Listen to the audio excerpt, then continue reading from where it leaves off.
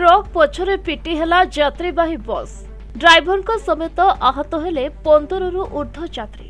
एभली घटना घटी 16 नंबर जातीय राजपथ टांगी बाईपास पत्थर बंध निकटरे। फल आहत यात्री को टांगी गोष्ठी स्वास्थ्य केन्द्र में भर्ती कराଯାଇଛି।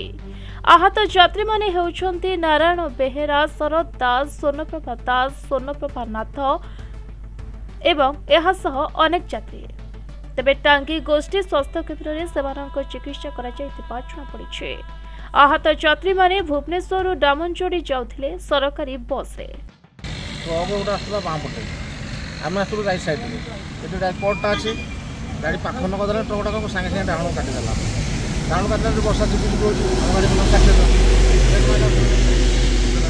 कोन हेइ प्राय पैसेंजर 5-7 जण गोड़। तेबे दुर्घटनार खबर पाई टांगी पुलिस सह टांगी अग्निशम बाहिनी घटनास्थल में पहुंची उद्धार कार्य आरंभ करथिला। तेबे दुर्घटना परे ट्रक घटनास्थल फेरार हो जाइथिला। तेबे दुर्घटना गस्तटी ओडिशा परिवहन विभागर बस रो सम्मुख भाग संपूर्ण भांगे रुचि चुरमार हो जाइछि। यात्रीवाही बस भुवनेश्वर दामनजोड़ी जाउथिबा बेले पत्थर बंध निकटरे बस सम्मुख रे एक ट्रक हठात ब्रेक मारिबा सह यूटर्न नेबारु बस चालक भारसाम्य हराइबारु ट्रक पछरे बसटी पिटी होइथिला। तेबे टांगी पुलिस घटनास्थल में पहुंची घटनार तदंत आरंभ करिसेंति। हेले दूरगामी यात्री माने बस न पाई रास्ता कड़े दुकान रे मशा डाउंस रे अपेक्षा करि रहिसेंति।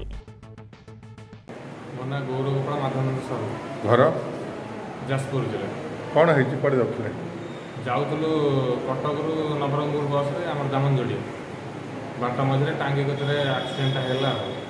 कौन है सब मोर हाथ खाली माड़ हो जाए आम सान झीर माड़ अन्य यात्री अन्य कार मुह फाटी कार गोड़ इंजर्ड।